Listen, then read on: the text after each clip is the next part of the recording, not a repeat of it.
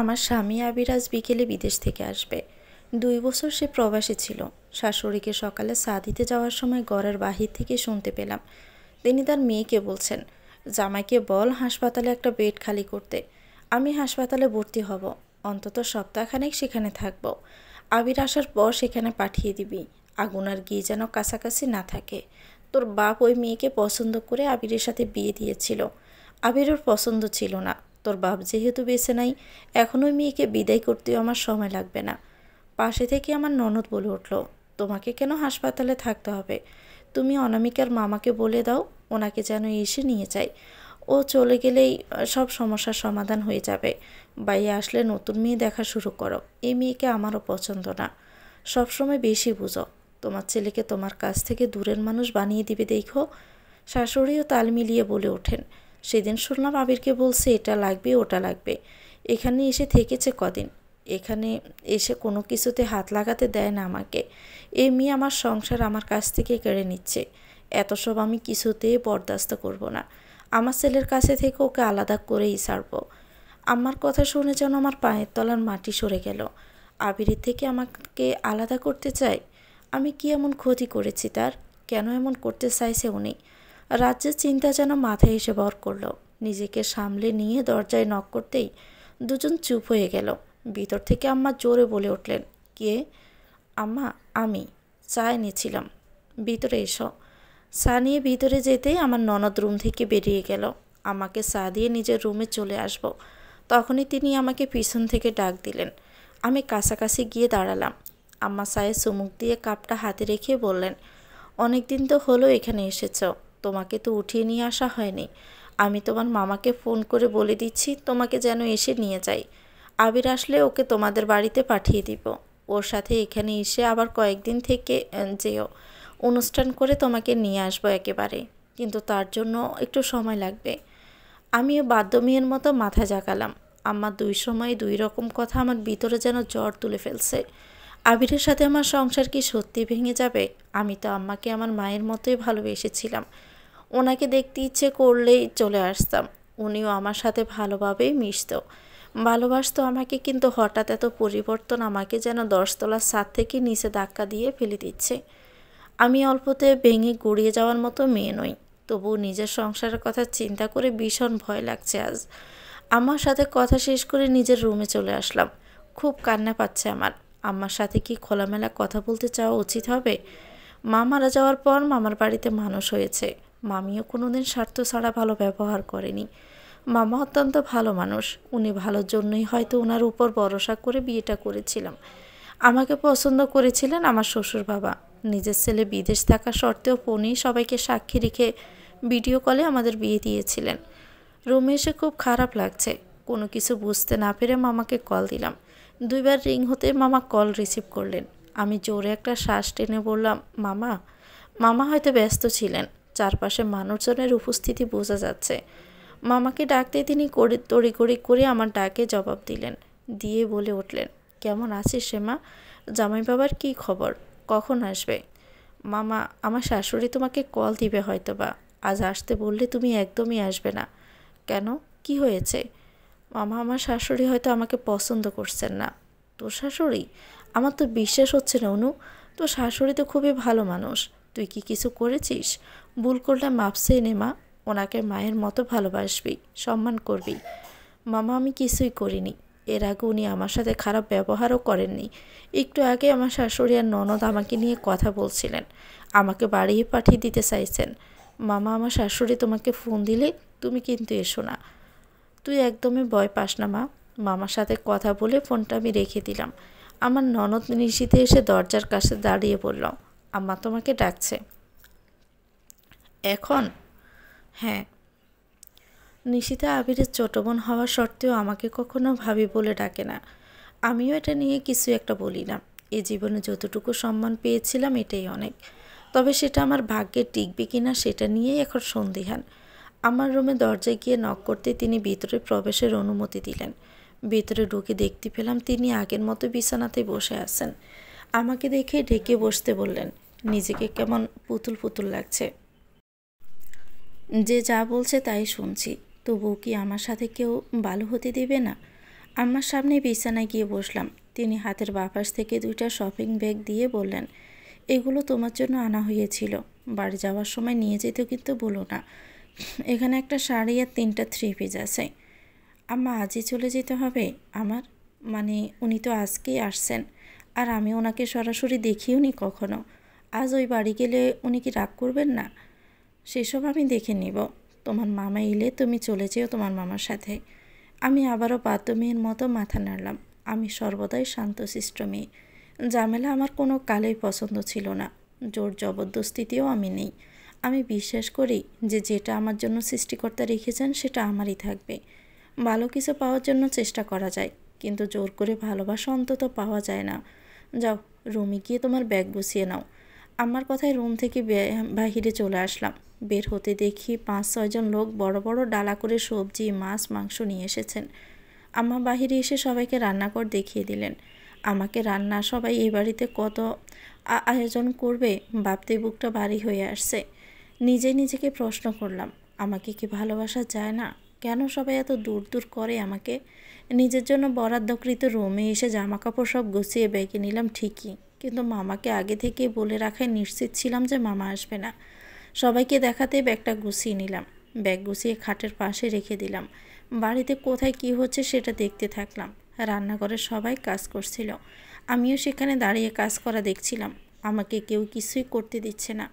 কাজের জন্য কয়েকজনকে নিয়ে আসা হয়েছে। পরিস্থিতি দেখে যা বুঝলাম, আজকে আমাকে ছাড়াই বড়সড় অনুষ্ঠান বা খাওয়া দাওয়ার আয়োজনের ব্যবস্থা করা হচ্ছে। অনুমা, মামার গলা শুনে পিছনে ফিরে তাকাতেই দেখি মামা মিষ্টির প্যাকেট নিয়ে হাসি মুখে দাঁড়িয়ে আছে। নদীর বাঁধ ভেঙে যাওয়ার মতো কষ্টগুলো যেন সব কিছু ভেঙে চুরে বাহিরে আসতে চাচ্ছে। মামাকে এতবার করে নিষেধ করার পরেও মামা কি আমাকে নিতে চলে এলো? মামা কি চায় না আমি সংসারটা করি? ছেলে এতদিন পর বিদেশ থেকে বাড়িতে আসবে, আর সেই ছেলের বউকে বাড়ি থেকে মামার বাড়ি পাঠিয়ে দেওয়া হচ্ছে। এই বিষয়টা কারো কাছে অস্বাভাবিক কেন লাগছে না সেটা কিছুতেই বুঝতে পারছি না। আমার মামাকে এত করে নিষেধ করলাম যে আমাকে নিতে এসো না, তবু আমার শাশুড়ি একবার বলা মাত্রই তিনি চলে আসলেন। মামা তো কখনো আমার খারাপ চাইতেন না, তাহলে আজ কেন এমনটা করলেন? মামা কি কোনোভাবেই চাইছে না আমি এখানে সংসার করি? আমি দুঃখ ভারাক্রান্ত মনে মামার সামনে আসলাম। মামা তখনও হাসছেন। আমি মামার হাসি মুখ দেখে ভাবছি, এটা কি আসলেই আমার মামা? আমার বিয়ে 2 বছর হলো, এই বাড়িতে খুব একটা আশা হয়নি।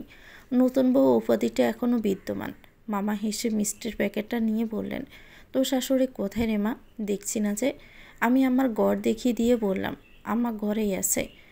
মামা আমার মাথায় হাত বুলিয়ে বললেন, যা মা, রেডি হ, তাড়াতাড়ি বাড়ি যেতে হবে, দুপুর হয়ে যাচ্ছে। আমার অনেক কাজ পড়ে আছে। মামা, আমি তো ফোন করে তোমাকে এখানে আসতে নিষেধ করলাম, তাও কেন তুমি আসলে? আমাকে তুমি ভালোবাসো না? তুমি এভাবে এখানে আজকে আমাকে নিতে আসতে পারতে। এভাবে কেন বলছিস মা? তোর শাশুড়ি এমন করে বলল যে আমি না এসে পারলাম না। উনি চাইছেন তুই আপাতত কিছুদিন আমাদের ওখানে থাক, জামাই এসে তোকে একদিন নিয়ে আসবে। আমি আমার স্বামীকে আজ নিজের চোখে দেখার কি অধিকার রাখি না? অবশ্যই রাখিস। তোর শাশুড়ি গুরুজন মানুষ, এ বাড়িতে তার কথাই শেষ কথা। তিনি আশা করছি ভুল কিছু করবেন না। আমাকে একদম ভালো লাগছে না আমার। তার মেয়ের স্বামী যদি এতদিন পর বিদেশ থেকে আসতো, তাহলে কি মেয়েকে এখানে নিয়ে এসে রাখতো? এসব এখন বাদ দে, যা রেডি হয়ে নে, আমি আসছি আপার কাছ থেকে। মামা আমাকে কিছু আর বলার সুযোগ না দিয়ে আমার রুমে চলে গেলেন। আবিরকে কল দেওয়ারও সুযোগ নেই। এখানে এসে নতুন সিম না নেওয়া পর্যন্ত কোনো যোগাযোগও করা যাবে না। কী করব কিছুই আমি বুঝতে পারছি না। এদিকে আমার সব কিছু অসহ্য লাগছে। ঠিক করলাম আমার সাথে কথা বলবো। খাবার টেবিলে মিষ্টির প্যাকেট রেখে গুটি গুটি পায়ে আমার রুমের দিকে গেলাম। আমার মামার সাথে সাথে আমার ননদ ভালো আশা জমিয়েছিলেন। আমাকে দেখে যেন সবার মুখের হাসি উবে গেল। আম্মা কঠোরভাবেই বললেন, এখন এদিক সেদিক কী করছো? তোমাকে তো রেডি হতে বলা হয়েছে, তাই না? মামাও পাশে থেকে বলে উঠলেন, তোকে তো আমি তৈরি হতে বললাম মা, দেরি করিস না, যা মা যা। মামাকে আজ খুব যেন অচেনা লাগছে আমার কাছে। সব কিছু কেমন অচেনা লাগছে। কিছুটা বিরসভাবে আমাকে বললাম, আম্মা, আপনার ছেলে আসার পরে না হয় যাই, উনি আমাকে বাড়িতে রেখে আসবেন। আমি তো ওনাকে কখনো ফোনে ছাড়া আর কখনো দেখিনি। আপনারা সবাই এখানে আনন্দ করবেন আর আমাকে কথা শেষ করতে না দিয়ে আমার ননদ বলে উঠল, শোনো, আমরা কেউ আমার আম্মার মুখের কথার উপর কোনো কথা বলি না, ভাইয়াও বলে না, আর আমিও না। আশা করছি তুমি নিজেকে সংবরণ করবে। নিশিতার এমন কথায় আমার শাশুড়ি তাকে বললেন, নিশিতা যাও চা এনে দাও তোমার মামাকে। মায়ের আদেশ পেয়ে নিশিতার রুম থেকে বেরিয়ে গেল। আম্মা এবার আমাকে বললেন, 2 বছর ধৈর্য ধরে থেকেছ, আমার ছেলেকে না দেখে বিয়ে করেছ। আমার ছেলে কেমন সেটাও জানতে না, এত কিছু করতে যেহেতু পেরেছ আজ মামার বাড়িও যেতে পারবে। এটা এমন কঠিন কোনো কাজ না অনামিকা। আমি এই কথার পরিপ্রেক্ষিতে কি বলবো সেটাই ভেবে পাচ্ছি না। হয়তো এরপর আর কিছু বলা হলে আমাকে নোংরা কিছু ট্যাগ লাগিয়েও দেওয়া হতে পারে। আমি মুখে মিথ্যে হাসি ফুটিয়ে আমাকে বললাম, ঠিক আছে আম্মা, আপনারা যেহেতু চাইছেন আমি এখান থেকে চলে যাই, সেহেতু আমি চলে যাচ্ছি। আমার মা ছোটোবেলায় আমাকে ছেড়ে চলে গেছে, বাবাও বিয়ে করে আমাকে পর করেছে, মামা মামিও আমাকে বিয়ে দিয়ে পর করে দিয়েছে। আপনারা প্লিজ আমার থেকে হয়ে যাবেন, আমার শুধু একটু ভালোবাসা চাই। আমি এখন তৈরি হয়ে নিচ্ছি। রুমে বসে তৈরি হয়ে নিলাম তাড়াতাড়ি করে। বাড়ির একটা মানুষও যেহেতু চায় না আমি এখানে থাকি, সেখানে যুদ্ধ করে তো আর টিকে থাকা যাবে না। যুদ্ধ করে টিকে থাকতে গেলেও সময় অতিবাহিত করা কঠিন হবে। একা ভালো থাকা গেলেও অনেকের মাঝে এভাবে এই পরিস্থিতিতে থাকা যায় না। তৈরি হয়ে ব্যাগ টেনে রুমের বাইরে নিয়ে আসতেই আমার রুম থেকে সবাই বেরিয়ে এলো। রান্নাঘরে ওখানে থাকা মহিলাগুলো কেমন যেন হাসছে। হাসি দেখে শরীরের মধ্যে কেমন একটা করে উঠছে। আমার হাতে ব্যাগ দেখে মামা এগিয়ে এসে ব্যাগটা নিজের হাতে নিয়ে নিল। আমাকে হাসি মুখে বলে বাড়ির বাইরে গাড়ি ঠিক করতে চলে গেলেন। আমিও সবার কাছ থেকে বিদায় নিয়ে বের হয়ে গেলাম। বাড়ি থেকে বের হয়ে আসার সময় বুঝলাম সবাই যেন হাঁপ ছেড়ে বাঁচল। সবার মুখে জিতে যাওয়ার হাসি লেপটে আছে। মামা গাড়ি ঠিক করে দাঁড়িয়ে আছে। গাড়িতে গিয়ে উঠে পুরো বাড়িটাই একবার চোখ বুলিয়ে নিলাম। এই বাড়িতে কি আমার আর আশা হবে না? গাড়িতে মামার সাথে কথা বলার আর রুচি হলো না। মামা নিজে একা একা অনর্গল এটা ওটা বলে গেলেন। আমি শুধু মাঝে মাঝে হ্যাঁ হুঁ করলাম। বাড়ির প্রায় কাছাকাছি এসে মামা বলল, শোন মা, নিজের সাথে যাই হয়ে যাক কখনো মন খারাপ করবি না। খারাপ কিছু হলেও সেটাই ভালো কিছু আছে নাকি সেটা দেখবি। আমি বাহিরের দিকে তাকিয়ে বলে উঠলাম, মামা, আজ আমার বাড়ি ছেলে আসায় কোন ভালোটা হলো বলতে পারো? মামা আমার দিকে তাকিয়ে নিম্নস্বরে বললেন, তুই কাঁদছিস? কই না তো, তোর চোখে পানি। তাহলে হয়তো মন ভেঙেছে। সংসার ভাঙতে কতটুকু দেরি সেটা বুঝতে পারছি না। আমি তো শুধু মন দিয়ে সংসারটাই করতে চেয়েছিলাম মামা, তোমরা সেটাও করতে দিলে না। আমার স্বামীকে দেখার ভাগ্য আমার বোধ হয় আর হলো না। আমি শান্তশিষ্ট মেনে নেওয়ার মেয়ে বলে তোমরা আমাকে এভাবে চুপ করিয়ে দিতে পারলে। একটুও বাদলো না তোমাদের? মা মারা মেয়েকে কীভাবে এত বাজেভাবে ঠকালে মামা? আমার মা বেঁচে থাকলে হয়তো সব কিছু এত খারাপ হতো না। সবার নাকি কেউ না কেউ থাকলেও মা কখনো ছেড়ে যায় না, অথচ আমার মা দেখো সবার আগেই আমাকে ছেড়ে গেল। অন্যরা থাকবে কেন? মামা আমার কথায় আর কিছুই বলল না। তার মনে কি কিছু নাড়া দিল? বুঝতে পারলাম না ঠিক। মামা আমার দিক থেকে চোখ ফিরিয়ে বাহিরে তাকালো। আমার চোখে চোখ রেখে কথা বলার সাহস হয়তো আর মামার নেই। চোখের পানি মুছে মামাকে আবারও বললাম, নিজের বর দেখার আগে আমার সংসার ভেঙে গেল, তাই না মামা? মামা এবারও আমার দিকে তাকালেন না, বাহিরে তাকিয়ে বলে উঠলেন, তুই তো সবরকারী, এখন কেন এত ভেঙে পড়ছিস তাহলে? সংসার নষ্ট হওয়ার আগে জীবন নষ্ট হয়ে গেলে পারত না মামা? আমার কথায় মামা এবার আঁতকে উঠলেন। আমার দিকে অগ্নি দৃষ্টি ফেলে বললেন, ধৈর্য ধরতে শেখো, আজেবাজে কথা বলো না তো। আমার তো সব কিছুই শেষ হয়ে গেছে মামা, কিসের আশায় আর ধৈর্য ধরবো বলো তো?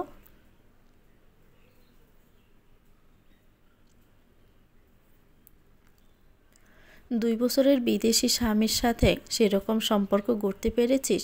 কত বিদেশির বউরে দেখি সারাটাক্ষণ এখানে ওখানে বসে স্বামীর সাথে কথা বলে, স্বামীকে আঙ্গুলির ইশারায় উঠায় আর বসায়, কিন্তু তোর বেলায় আবার কত বউরা একটু সেজেগুজে শাড়ি পরে স্বামীর সাথে ভিডিও কলে কথা বলে, কিন্তু তোরে আমি শাড়ি পরা দেখিনি কোনো দিন।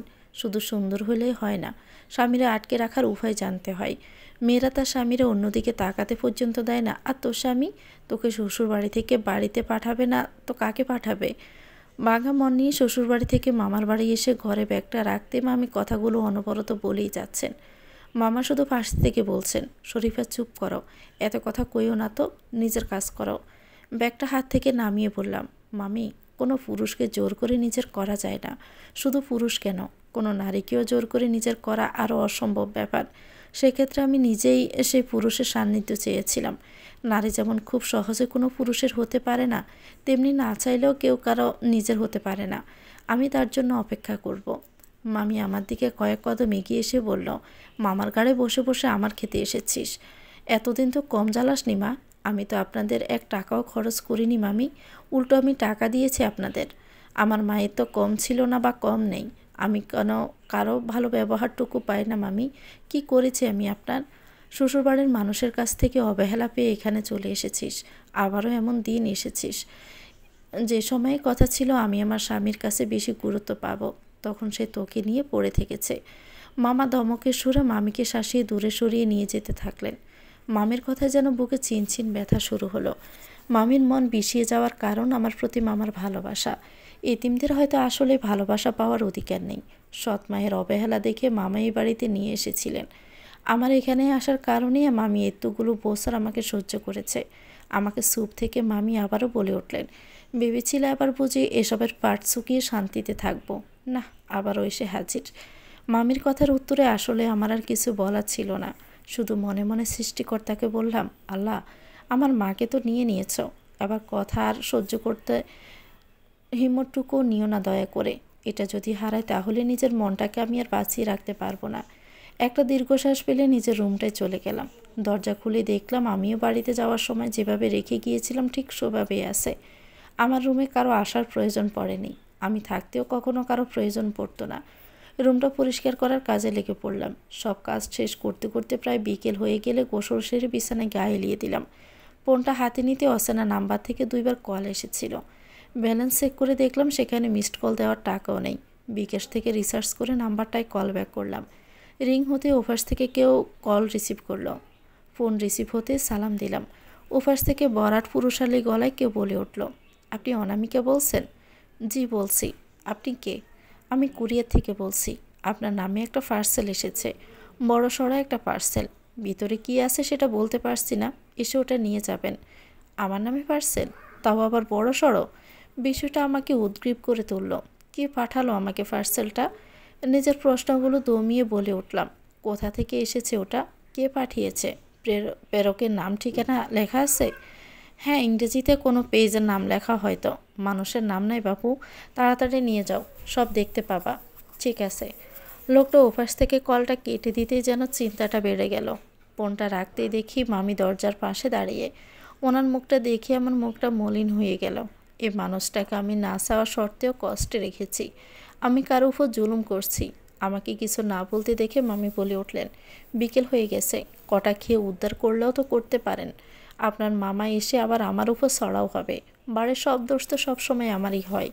মামির দিকে তাকিয়ে মিথ্যে হাসি চেষ্টা করে বললাম, আমাকে কি ভালোবাসা যায় না তাই না মামি?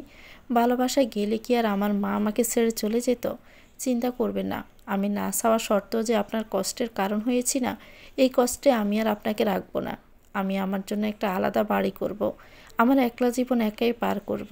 আমি চাই না আমার জন্য কেউ অসুখী হোক। আর কয়েকটা দিন একটু সহ্য করে নিন মামি।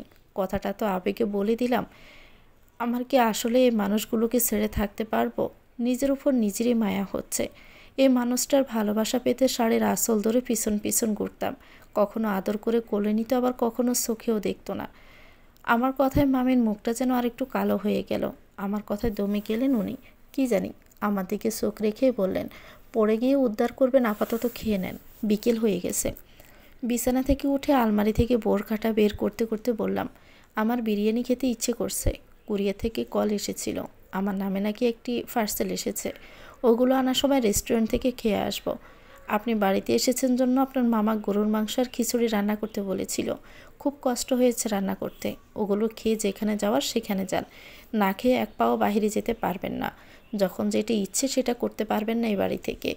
মামির কথায় বেশ অধিকার বোধ বুঝতে পারলাম। এ মহিলাকে আমি 20 বছরও চিনে উঠতে পারলাম না। কেমন মানুষ উনি? কেন এক এক সময় এক এক আচরণ করেন? বোকরাটা বিছানার উপর রেখে বললাম, ভালো তো বাসেন না, শত্রু ভাবেন। সে মেয়ের খাওয়া বা না খাওয়া নিয়ে এত চিন্তা কেন আপনার? এত ভাবতে হবে না আমাকে নিয়ে। আমার জন্য আমার আল্লাহই যথেষ্ট। মামি আর কোনো কথা না বলে দ্রুত পায়ে আমার হাত ধরে খাবার টেবিলে নিয়ে আসলেন। স্যার টেনে নিজের ঠেলে বসিয়ে দিলেন। নিজে একা একা খাবার প্লেটে দিয়ে বকবক করতে থাকলেন। আমি ওনার দিকে এক পলকে চেয়ে রইলাম। এই মানুষটা আমাকে অনাদর করলেও হয়তো একটু সময় হলেও এই এতিম মেয়েটার মায়ায় জড়িয়েছে, নইলে শত্রুকে কে হাত ধরে টেনে এনে খাবার খেতে দেয়? এই মানুষটা কি জানে তাকে আমি আমার মায়ের আসনে বসিয়ে রেখেছি? আমার পালক মা। কুড়িয়ে থেকে বাড়ি ফিরতে ফিরতে প্রায় সন্ধ্যা। শুধু বড়সড় একটা পার্সেল না, একটা ট্রলি ব্যাগ নিয়ে আসতে হয়েছে ওখান থেকে। রিক্সা বাড়ির সামনে নিয়ে আসতে হয়েছে। রিক্সাওয়ালা নিজে ট্রলি ব্যাগটা আমার রুম পর্যন্ত দিয়ে গিয়েছে। ভাড়া মিটিয়ে রুমে এসে বোরকা খুলে ফ্রেশ হয়ে নেই। ওয়াশরুম থেকে দেখি মামি এসে বিছানায় বসছেন। আমার রুমের মামিকে দেখে কৌতুকের স্বরেই বললাম, কি মামি, আমার মায়ায় কি বেশি টানছে? চোখে হারাচ্ছেন আমাকে? মামি আমার প্রশ্নের কোনো জবাব না দিয়ে বললেন, ট্রলি ব্যাগের ভিতরে কি আছে? এটা এসেছে? হ্যাঁ, কি আছে এতে? মনে হচ্ছে যেন বিয়ের কনের জন্য বিয়ের জিনিসপত্র পাঠিয়েছে। বিয়ে জিনিস? আমার তো মনে হচ্ছে কারো লাশ কয়েক টুকরো করে আমাকে পাঠানো হয়েছে নাকি। মামি আমার দিকে বিরক্ত মুখে চেয়ে বলেন, ও বাড়ি থেকে কল দিয়েছিল? আবির কথা বলেছে? আমার তো মনে হয় আমার সংসার ভেঙেছে, আবার কল দিবে সেটা সরাসরি জানিয়ে দিতে।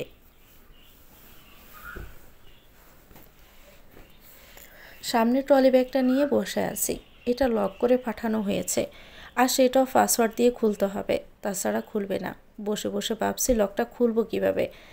যে এসব পাঠিয়েছে তার কোনোভাবে পাসওয়ার্ড জানিয়ে দেওয়া উচিত ছিল। কয়েকবার চেষ্টা করেও যখন আনলক করতে পারলাম না, তখন ওভাবে রেখে দিলাম। মামি লাগেজটা নিজের দিকে এগিয়ে নিয়ে চেষ্টা করছে, কিন্তু শেষমেশ তিনিও ব্যর্থ হলেন। পরাজয় স্বীকার করতে বাধ্য হলেন। আনলক করতে না পেরে মামি ক্ষণকাল চুপ থেকে বললেন, কি আছে এর ভিতরে বলতো? হতে পারে এর ভিতরে কয়েক খণ্ড করা লাশ আছে। আজে বাজে কথা বলবি না। আমার এখানে থাকতে আপনার বিরক্ত লাগছে না মামি? আমাকে তো আপনার সহ্য হয় না। মামি আমার কথার কোনো জবাব না দিয়ে বিছানা ছেড়ে উঠে চলে যেতে চাইলে আমি খপ করে অত্যাচারী শাশুড়ির মতো হাত ধরে পেলাম। মামির মুখটা কেমন মলিন হয়ে গেছে এতক্ষণে। মামিকে টেনে বিছানায় বসিয়ে হাত ধরেই বললাম, আমাকে দেখতে না পারার মিথ্যে অভিনয় আপনি কেন করেন মামি? আপনার অভিনয় ঠিকঠাক হয় না। আপনার এই কঠিন আচরণে অধিকার বোধ দেখিয়ে ফেলেন, যেটা ভালোবাসা থেকে আসে। মামি আমার কথার কোনো জবাব দিল না, শুধু ছোট করে বলল, ছেলে হয়ে জন্মালি না কেন? ছেলে হলে অন্তত আজীবন রেখে দিতে পারতাম। সে যে এত বড় করে অন্যের হতে দিতে হতো না। কার মুখে কি শুনছি আমি? মামি আর কিছু বলছে না। ইচ্ছেতে কিংবা ভুল করে কথাখানা বলে ফেলেছে বলে মনে হচ্ছে হয়তো তার। আমি আবার উঠে বললাম, মেয়ে হয়ে জন্মেছি, এত বছর জ্বালিয়েছি, আর জ্বালাতন সহ্য করতে হবে না। সুন্দর না? আপনার তো খুশি হওয়ার কথা মামি। ছেলে হলে নিজে তো জ্বালাতামই, সাথে বিয়ে করে বউ বাচ্চা সহ জ্বালাতাম। তখন তো আরও বড় শত্রু হয়ে যেতাম। মামি এবার রাগী গলায় হুঙ্কার দিয়ে বললেন, মুখ দিয়ে কি মিষ্টি কথা বেরোয় না?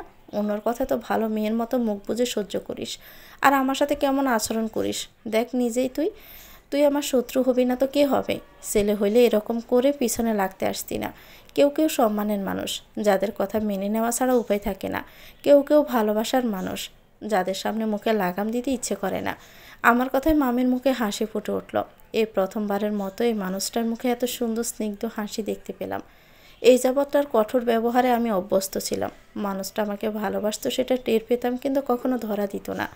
মামির দিকে এগিয়ে বসে বললাম, মিসেস শরীফা, আপনার হাসি সুন্দর। এই হাসি দিয়ে কি আমার মামাকে বশ করে রেখেছেন? তুই এত কষ্টেও মজা করতে পারছিস কিভাবে অনু? মামির সাথে এসব নিয়ে কথা বলার আর সাহস হলো না আমার। কষ্টকে পাত্তা দিলে সে আরও বড় আকার ধারণ করবে। যতটুকু সম্ভব নিজেকে ভালো রাখার চেষ্টা করে যাওয়া। কারো কপালে সংসারের সুখ নাই থাকতে পারে, অন্য ভালো কিছু তো থাকবে। সৃষ্টিকর্তা আগে থেকে সব ঠিক করে রেখেছেন, শুধু আমাদের মেনে নিতে হবে। কি হলো, চুপ করে আছিস কেন? মামির কথায় ফিরে তাকালাম। বিছানা ছেড়ে উঠে নিজেই বললাম, এসব নিয়ে কথা বলতে একদমই ভালো লাগছে না মামি। বাহির থেকে আসছি, ঘরে ভালো লাগে না। মামিকে রেখে বাহিরে চলে আসলাম। চারপাশ অন্ধকার হতে শুরু করছে, বেশ খানিকটা হয়েও গেছে। বাড়ির সামনে সুপারি গাছ কেটে বসার জায়গা বানানো হয়েছে, সেখানে গিয়ে পা ঝুলিয়ে বসলাম। কিছু দূরে মেন রোড, কিছুক্ষণ পর পর ডাক ছেড়ে কেমন হর্ন বাজিয়ে ট্রাক আর বাস যাচ্ছে, সেগুলোই আনমনে দেখছিলাম। হঠাৎ পাশে মামি এসে বসলো, সেটা বুঝতে পারলাম। বাড়িতে মামি ছাড়া কেউ ছিল না। মামা রাতে বাড়ি ফিরবে মামি ভেবে আর না তাকিয়ে রাস্তার দিকে তাকিয়ে রইলাম। হঠাৎ পুরুষালী কণ্ঠে কে বলে উঠল, কেমন আছি শোনো? গলা শুনে যেন ছিটকে পড়লাম আমি। অন্ধকারে মুখটা স্পষ্ট দেখতে পাচ্ছি না। বসা থেকে দাঁড়িয়ে আসি আমি, গলা শুকিয়ে কাঠ হয়ে গেছে মনে হচ্ছে। কাঁপা কাঁপা গলায় বললাম, কে আপনি? আমার কথার সাথে সাথে সে পুরুষও বসা থেকে উঠে দাঁড়ালো। লম্বা আর বিশালদেহী মানুষটা আমার দিকে এগিয়ে আসতে লাগলো। আমি বাড়ির দিকে ফিসিয়ে যেতে থাকলাম। বাড়ির দিকে দৌড় দিব এমন সময় সে বলে উঠল, প্লিজ দাঁড়িয়ে যাও নু। আমার পা যেন এবার রীতিমতো কাঁপাকাঁপি শুরু করছে। নিজেকে সামলে নিতে ব্যতিব্যস্ত হয়ে পড়লাম। পুনরায় প্রশ্ন করলাম, কে আপনি? রাতের বেলা এখানে কি করছেন? লোকটা সোজাসাপটা উত্তর দিল, আমি রিহেম। রিহেম? কে রিহেম? তোর ভাই। আমার ভাই? আমার কোনো ভাই নেই। তুই মানিস আর না মানিস, আমাদের দুজনের শরীরে তো একই রক্ত বইছে। আমার মায়ের একটাই সন্তান, আর সেটা হচ্ছে আমি। তোর বাবার তো একটা সন্তান না। আমার কোনো বাবা নেই। বাবা ছাড়া কেউ পৃথিবীতে আসতে পারে না। আমার বাবা অনেক আগেই মারা গেছে। আমি যখন ও বাড়িতে থেকে চলে আসি তখনই মায়ের সাথে বাবাকে কবর দিয়ে এসেছি। আর আমি হয়তো আপনার চেয়ে বয়সে বড় হব, তাই আপনি করে বললেই খুশি হব। আপনার সাথে তুই করে কথা বলার মতো সম্পর্ক আমার নেই। আমি পারবো না। তুই চাইলে আমি তোকে আপা বলে ডাকতে পারি, কিন্তু আপনি কখনোই বলবো না। আমার আশেপাশে যেন আপনাকে কোনো দিনও আর না দেখি। আমার মামা মামি যদি জানতে পারে আপনি এখানে এসেছেন, তাহলে আপনাকে আজ আস্ত রাখবে না। হঠাৎই মামির গলা শুনতে পেয়ে সামনে দাঁড়ানো মানুষটা বলে উঠল, আপা, আব্বা অসুস্থ, তাকে দেখতে চেয়েছে, তাই আমি আজ এখানে এসেছি। আমার কোনো বাবা নেই, আপনি আসতে পারেন। আমি নিজে আর একটা মুহূর্ত দাঁড়িয়ে না থেকে সেখান থেকে চলে আসলাম। আমার বাবা পরিচয়ের মানুষটার কথা আমি কখনোই কানেই নিতে চাই না। ওই মানুষটা আমার একটা সুন্দর জীবন শেষ করে দিয়েছে নিজের হাতে। আমি ভিতরে প্রবেশ করার পরও বাহিরের মানুষটা সেখানেই দাঁড়িয়েছিল। এটা আমার মায়ের গুণধর স্বামীর ছেলে, আমার ভাই নয়। আমার তো কেউ নেই পরিচয় দেওয়ার মতো। বাড়ির মধ্যে আমাকে দেখতে পেয়ে মামি দরজার সামনে থেকে চিৎকার দিয়ে বলে উঠলেন, ঘরে আয়, তোর ওই চাবি আমি খুলে ফেলেছি। এক প্রকার দৌড়ে ঘরে এসে দেখি মামি সত্যি সত্যি ওটা আনলক করেছে। তাড়াতাড়ি সেদিকে এগিয়ে গেলাম আমি। মামি তালাটা আনলক করতে পারলেও ব্যাগের চেনটা এখনও খোলেনি। আমাকে এগিয়ে আসতে দেখে মামি মুখে হাসি লেপটে বললেন, পাসওয়ার্ড চারটা একই দেওয়া। অবাক হয়ে জিজ্ঞেস করলাম, আপনি কিভাবে জানলেন? হঠাৎ করে দিয়েছি আর খুলে গেল। জলদি দেখ ভিতরে কি আছে। আমার চেয়ে আপনি দেখছি বেশি এক্সাইটেড মামি। কথা না বলে তাড়াতাড়ি খুলে দেখ। আমি আর দেরি না করে ব্যাগের চেনটা খুলে ফেললাম। উপরের অংশটা সরিয়ে দিতেই আমি অবাক। মামি আবারও হাসতে হাসতে বলে ওঠো, দেখেছিস, আমি বলেছিলাম না যে বিয়ে শপিং হয়তো। কিন্তু এসব কে দিবে মামি? জামাই হয়তো দিয়েছে। উনি দিলে এখানে আজকে কীভাবে দিবেন এগুলো? আমার মনে হচ্ছে এটা অন্য কারো কাজ। অন্য কেউ? কে দিবে এত টাকার জিনিস?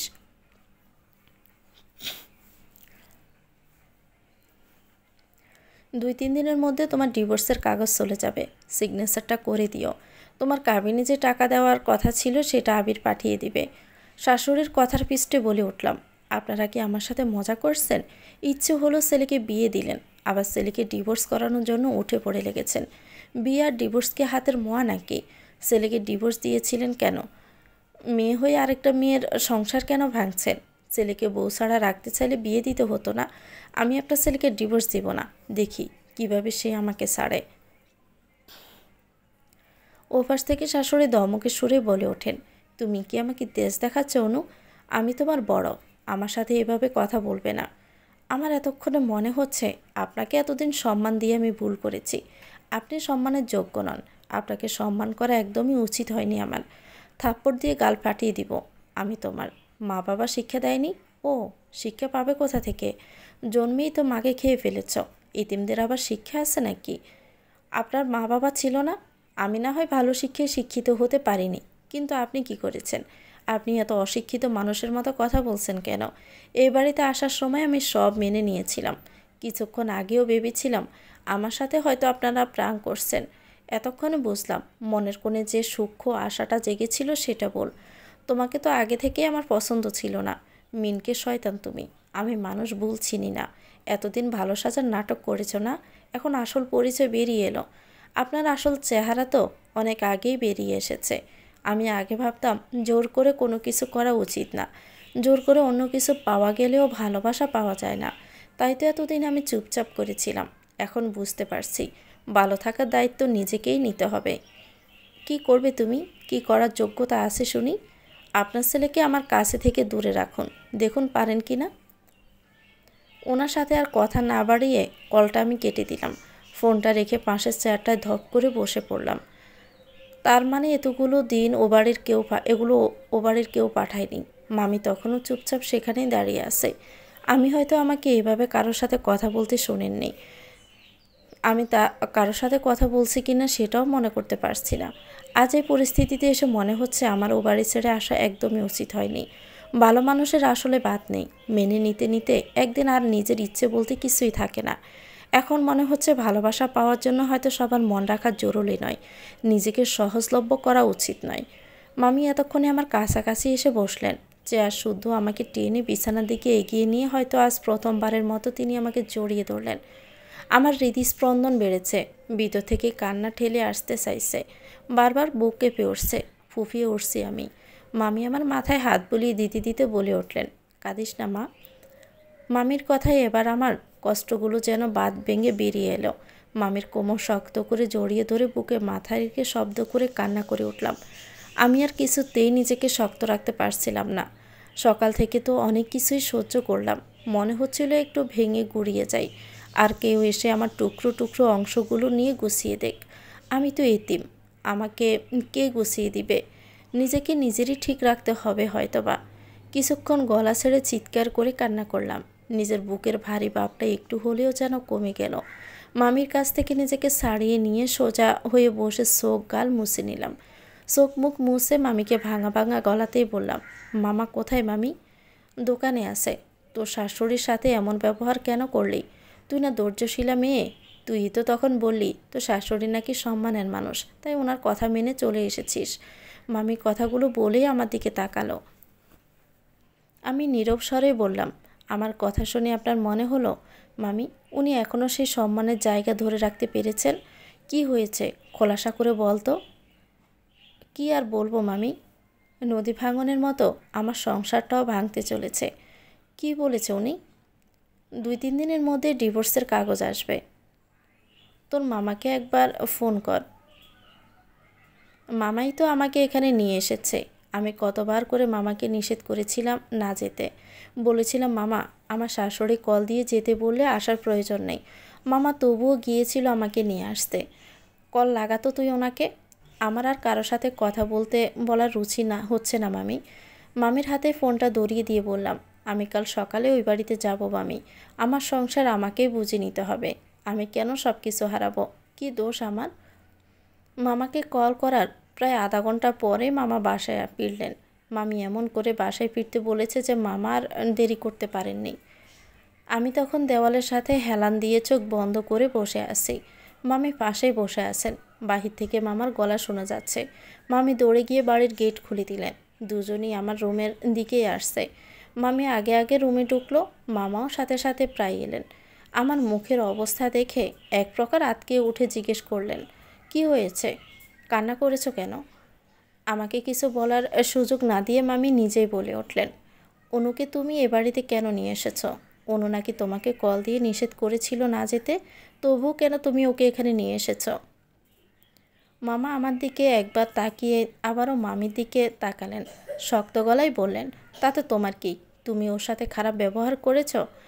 মামিও তেজি গলায় বলে উঠলেন, আমি তো ওর ছোটোবেলা থেকে ওকে দেখতে পারি না, আজ আর এ নতুন কি? মামা মামিকে আর কিছু না বলে বিছানার পাশে গিয়ে বসলেন। নরম স্বরে আমাকে বললেন, কি হয়েছে মা, কেঁদেছিস কেন? মুখে তাচ্ছিলের হাসি ফুটিয়ে বললাম, কি হবে মামা, সংসার ভাঙার আনন্দে একটু কান্না করেছি, এই আর কি। তুই এখনও ওটা নিয়ে বসে আছিস? থাকবো না? না, থাকা উচিত না। সংসার ভাঙা কি এতই সহজ মামা? আরে বাবা, সংসার ভাঙবে কেন? মামি এগিয়ে এসে ব্রু কুঁচকে বলে ওঠে, এই তুমি ওকে মিথ্যে সান্ত্বনা একদমই দিবে না। তুমি ওকে ও বাড়ি থেকে কেন নিয়ে এসেছো সেটা আগে বলো। আমি মামার দিকে সোজা হয়ে বসে বললাম, আমি নিষেধ করার পরেও ওখানে আজ কেন গেলে মামা? কেন আমার সংসারটা ভাঙতে তুমিও সাহায্যের হাত বাড়িয়ে দিলে? মামা আমাদের দুজনের দিকে একবার তাকিয়ে তারপর বলল, কি হয়েছে তোদের, আমাকে বলবি? এত হাইপার কেন হয়ে যাচ্ছিস তোরা? অনু শাশুড়ি কল করেছিল, উনি বলেছেন 2-3 দিনের মধ্যে ডিভোর্সের কাগজ পাঠিয়ে দিবে। মামির কথায় যেন মামা আকাশ থেকে পড়ল। মামির কথা শেষ হতেই তিনি চিল্লিয়ে উঠে বললেন, কি কি বলছো তুমি? মাথা ঠিক আছে? আপা কেন এসব কথা বলবেন? বলেছে তো, উনি বলার পরে তোমাকে কল দেওয়া হয়েছে। মামির এবারের কথায় মামা কিছুক্ষণ চুপ করে রইলেন। আমি আর কিছুই বলছি না, কেন জানি না আর কোনো অনুভূতি এখন আর অনুভূত হচ্ছে না। চুপচাপ মুখে কুলু পেটে বসে কিছুক্ষণ পর পর দীর্ঘশ্বাস ফেলছি। মামা কিছুক্ষণ মৌন থেকে নীরবতা ভেঙেই বললেন, আমি কি তবে ভুল করলাম? মিথ্যে কথা বিশ্বাস করলাম? কিন্তু উনি এমনটা কেন করলেন? আমি আর মামি যেন এবার নড়ে চড়ে বসলাম।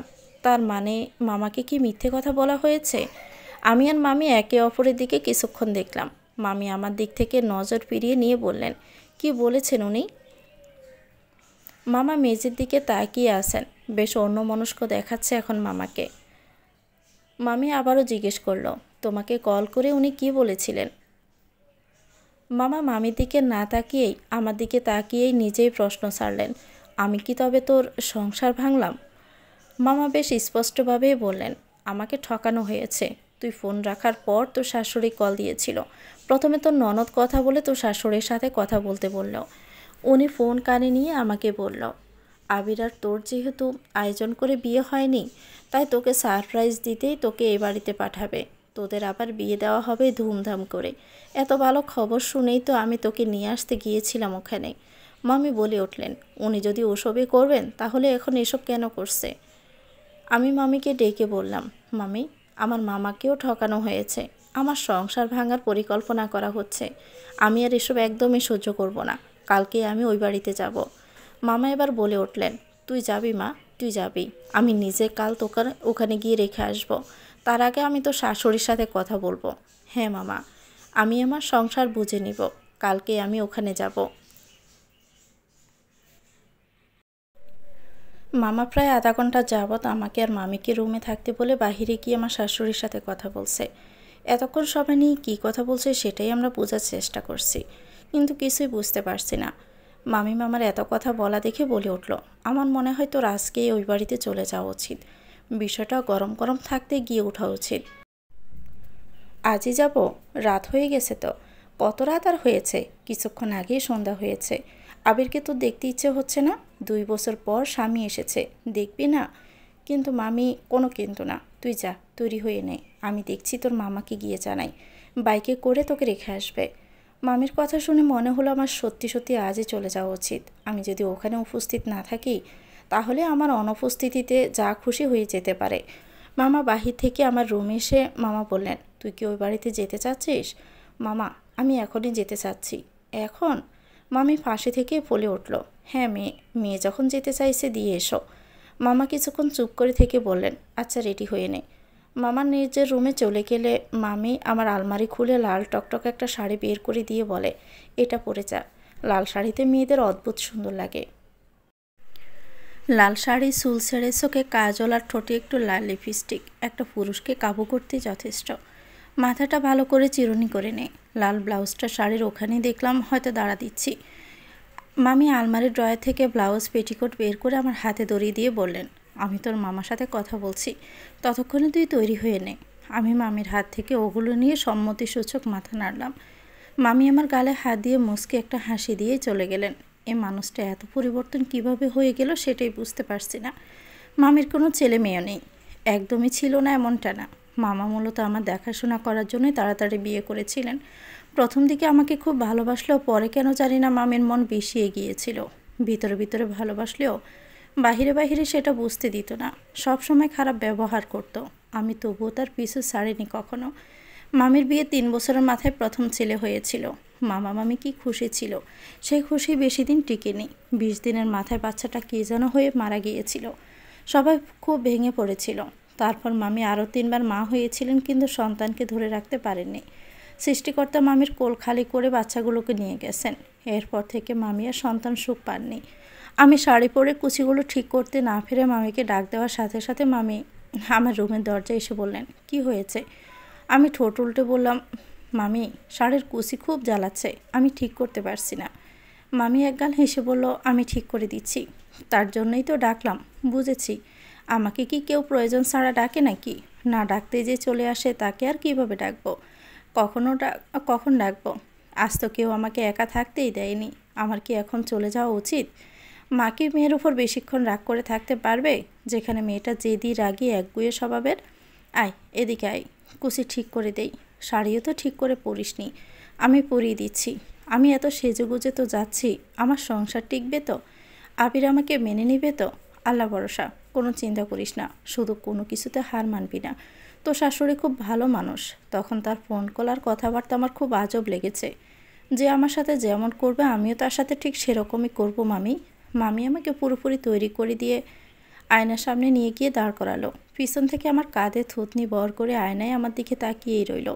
তোকে কি সুন্দর লাগছে দেখেছিস? বরকে নিচের দিকে আকৃষ্ট করতে মেয়েদের সেজে থাকতে হয়। বুঝলাম। মামি এবার সোজা হয়ে দাঁড়িয়ে বললেন, আমি তোর মামাকে বের হতে বলছি। মামি ওই লাগেজটা ভালো করে রেখে দিয়েন। কে দিল সেটা তো জানতেই পারলাম না। আচ্ছা, রেখে দিব। আমি ভাবছি আবারও চোখের পানি ফেলে ফিরে আসতে হয় কি না। আগেই এত নেতিবাচক কিছু ভাবিস না তো। যা, মন ভালো নিয়ে যা। মামি মামাকে ডাক দিয়ে মামা বাহিরে গিয়ে নিজের বাইকটা বের করলেন। মামি থেকে বিদায় নিয়ে বের হব, তখনই মামি হঠাৎ করে আমায় জড়িয়ে ধরলেন। আকস্মিকভাবে গটায় আমি হতভম্ব হয়ে দাঁড়িয়ে রইলাম। এই মানুষটার এত ভালোবাসা নিজেকে ধরা দেওয়া আমি কেমন যেন মেনে নিতে পারছি না। এত শক্ত প্রকৃতির মানুষ কেন বারবার ভালোবাসা জাহির করছে? মামিকে বাসায় একা রেখে আমার আর মামার রওনা দিতে হলো। বাসায় ফিরে মামিকে কল করে জানাবো বলেই বিদায় নিলাম। মামা বেশ দ্রুত গতিতে বাইক চালাচ্ছে। রাত হওয়ায় রাস্তাটা বেশ ফাঁকা। আমি মামার কাঁধে হাত রেখে চুপচাপ বসে আছি। নিজের স্বামীকে প্রথমবারের মতো সামনাসামনি দেখার জন্য একটা উত্তেজনা কাজ করছে। আমি যাওয়ার পর ও বাড়িতে কী হবে সেটাও বুঝতে পারছি না। শুধু এটুকু বুঝতে পারছি যে আমাকে নরম হওয়া যাবে না। বিয়ের আগে মেয়েরা কিছু কিছু ছেলের ঘরে উঠে যায় বিয়ের জন্য। আজ প্রয়োজনে স্বামীকে পেতে এমন কাজ করতে হবে। নিজেকে বারবার বোঝাচ্ছি ভেঙে পড়া যাবে না, শক্ত থাকতে হবে। তবুও ভিতর থেকে একটা ভয় কাজ করছে। আমাকে একদমই চুপ থাকতে দেখে মামা বললেন, ও বাড়িতে যেতে ভয় লাগছে? হ্যাঁ মামা, আমার শাশুড়ির সাথে তোমার কি কোনো কথা হলো তখন? ওসব তো শুনতে হবে না। তুই ওখানে গিয়ে আগে কারোর সাথে খারাপ ব্যবহার করিস না মা। আমি আগে কারোর সাথেই খারাপ ব্যবহার করি না মামা। কেউ কিছু বললেও আজ জবাব দিবি না। বাড়িতে গিয়ে শাশুড়ির কাছে খারাপ ব্যবহারের জন্য ক্ষমা চাইবি। তখন হয়তো একটু বেশি রাগ দেখানো হয়ে গেছে। আমি মাপ চেয়ে নিব, সমস্যা নেই। তবে উনি যদি আবারও খারাপ ব্যবহার করে তাহলে আমি চুপ থাকবো না। একটু সহ্য করি নিস মা, চেষ্টা করব। তবে আমার ভয় লাগছে খুব। ওনারা কি আমার সাথে ভালো ব্যবহার করবে? আগে গিয়ে দেখি চল। আমিও আর আগ বাড়ালে কথা বললাম না। এখন শুধু বাড়িতে পৌঁছানোর অপেক্ষা করতে লাগলাম। মামা গতি বাড়িয়ে দিলেন। আমি চুপচাপ বসে চোখ বন্ধ করে আল্লাহকে ডাকতে থাকলাম। তিনি একমাত্র আমাকে এসব থেকে বাঁচাতে পারেন। মামা বাড়ির সামনে এসে বাইক থামালেন। সদর দরজার ভিতরে নিয়ে একপাশে রেখে লক করে রেখে মোবাইলের সময় দেখে বললেন, 10:30 বেজে গেছে, আয় মা, তাড়াতাড়ি আয়। মামা আগে হাঁটা শুরু করলেন। আমি মামার পিছু পিছু হাঁটছি। বুকের ভিতরটা কেমন যেন করছে। অতিরিক্ত বয়ে পেটের নাড়িও কাঁপছে। বেশ বুঝতে পারছি হাঁটার শক্তি পাচ্ছি না। মনে হচ্ছে এখনই মাথা ঘুরে পড়ে যাব। এ বাড়িতে এর আগেও এসেছি, কিন্তু এমন কখনো হয়নি। মামা গিয়ে দরজার সামনে দাঁড়ালেন। আমার দিকে তাকিয়ে মুচকি হাসি দিয়ে বললেন, আমার মার মুখ এমন কাঁদো কাঁদো লাগছে কেন? মামা আমার ভয় করছে। দূর মেয়ে, কিচ্ছু হবে না, সাহস রাখ। মামা আমার মাথায় হাত বুলিয়ে কলিং বেল চাপলেন। মামা বেল বাজানোর সাথে সাথে দরজার ওপাশ থেকে শব্দ হলো। কেউ খুলতে চলে এসেছে। মনে হচ্ছে ওপাশে কেউ তৈরি হয়েই ছিল দরজা খোলার জন্য। দরজা পাল্লা সরে গেল। দরজার ওপাশে ননদের হাসি হাসি মুখের দেখা মিলল। আমাকে দেখেই বলে উঠল, চলে এসেছ? দরজার বাহিরে আমি আর মামা দাঁড়িয়ে আছি। আমার বুকের ভিতরটা যেন কোনো একটা অজানা ভয়ে দুমড়ে মুচড়ে যাচ্ছে। এরপর কি হবে সেটা ভেবে যেন মাঝ সমুদ্রে ডুবে যাচ্ছি। আমাকে চুপচাপ দাঁড়িয়ে থাকতে দেখে মামা বললেন, বেশি রাত হয়ে গেল মা? নিশিতা ওপাশ থেকে হেসে বলল, না না মামা, ভিতরে আসুন। মামা ভিতরের দিকে গেলেন। নিশিতা এবার আমার হাত ধরে ভিতরে টেনে নিয়ে দরজা আটকে দিয়ে বলল, তোমাকে কিন্তু দারুণ লাগছে, একদম নতুন বউ লাগছে। নিশিতার কথা যেন আমার মাথার উপর দিয়ে গেল। সকালের ব্যবহারের সাথে যেন আকাশ পাতাল পার্থক্য। সকালে সেই মানুষটার সাথে এখনকার মানুষের কোনো মিলই আমি দেখছি না। আমি তখনও মেরে দাঁড়িয়ে আছি। নিশিতের দিকে পলকহীন চোখে তাকিয়ে ভাবছি, মানুষের কত রং, তাই না? আমাকে চুপ করে দাঁড়িয়ে থাকতে দেখে নিশিতে বলে উঠল, এভাবে কি দাঁড়িয়ে থাকবে? ভিতরে যাবে না? এসো এসো। নিশিতে এবারও আমার হাত ধরে টেনে ভিতরে নিয়ে এলো। বাড়িতে যেন জমজমাট আয়োজন। বাসায় আম্মার আর নিশিতের ছাড়াও কয়েকজন রয়েছে। আমাকে দেখে আমার দিকে একজন এগিয়ে এসে আমার শাশুড়িকে ডেকে বললেন, আপা, তো ছেলের বউ তো চলে এসেছে, দেখ লাল টুকটুকে বউ এসেছে বাসায়। আমার শাশুড়ির রুমে উকি দিয়ে দেখলাম মামা আর আম্মা কথা বলছেন। আমাকে চেয়ারে বসানো হলো। চারপাশে সব কিছু যেন স্বপ্ন স্বপ্ন লাগছে। সবাই আমাকে নিয়ে এত ব্যস্ত হয়ে পড়েছে কেন বুঝতেই পারছি না কিছু। আমাকে রেখে নিশিতা নিজের রুমে গিয়ে আবারও ফিরে এসে বলল, চলো আমার রুমে যাই। কিন্তু কি হয়েছে আমি কিছুই বুঝতে পারছি না। কি করছো তোমরা? কিছুই করছি না আপাতত, তবে করব। এখন আমার রুমে চলো জলদি।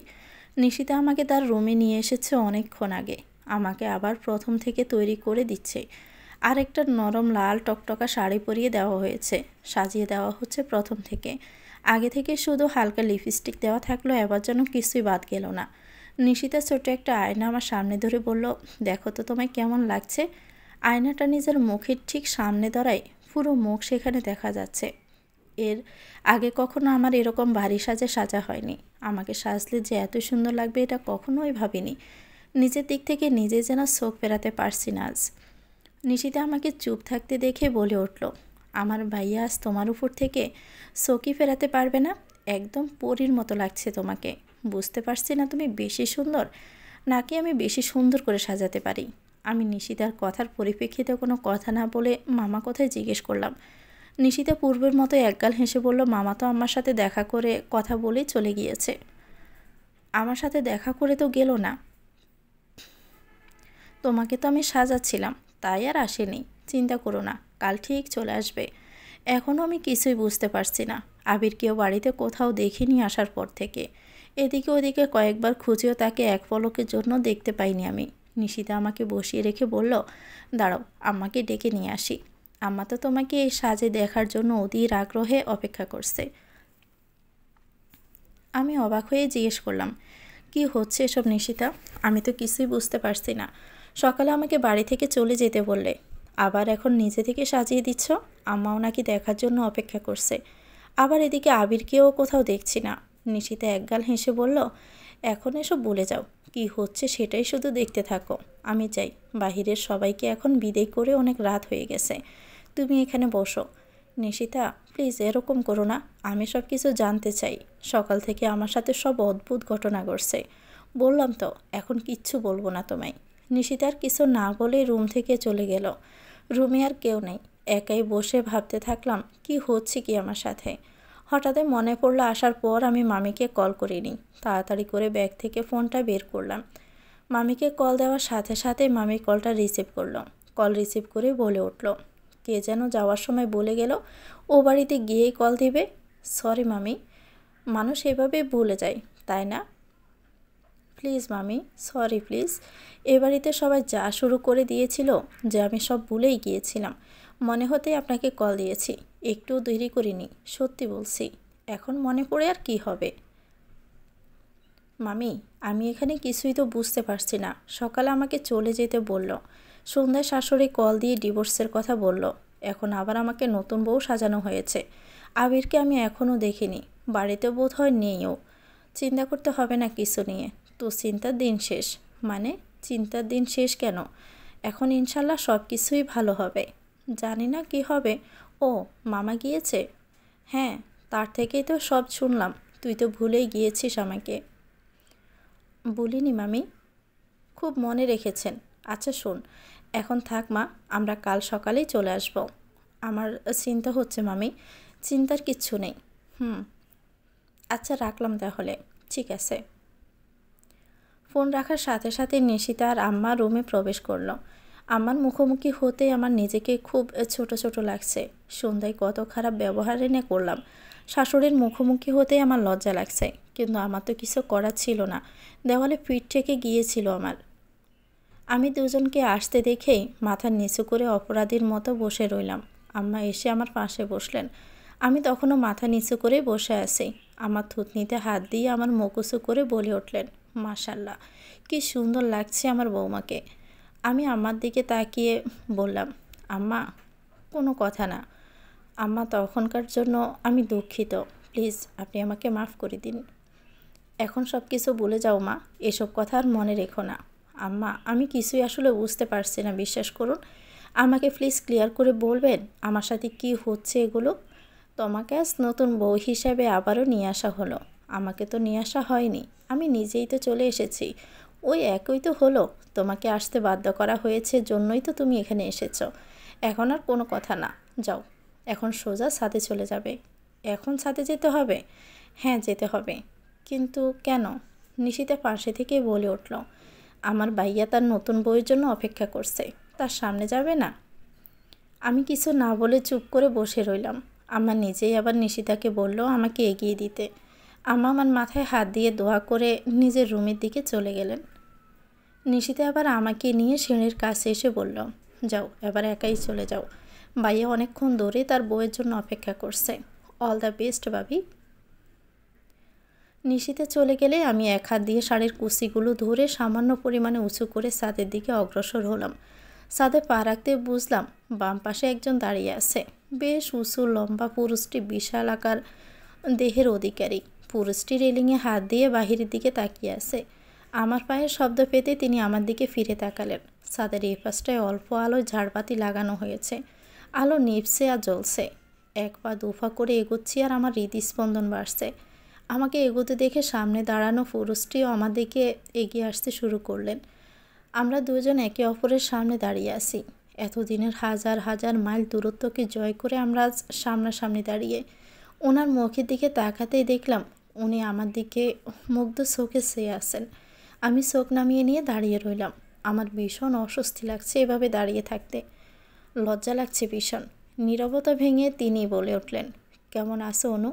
আমি চোখ তুলে চাইলাম। আমার চোখ টলমল করছে। এখনও বিশ্বাসই করতে পারছি না আবির আমার সামনে দাঁড়িয়ে আছে। এই মানুষটা সত্যি আমার সামনে দাঁড়িয়ে আছে।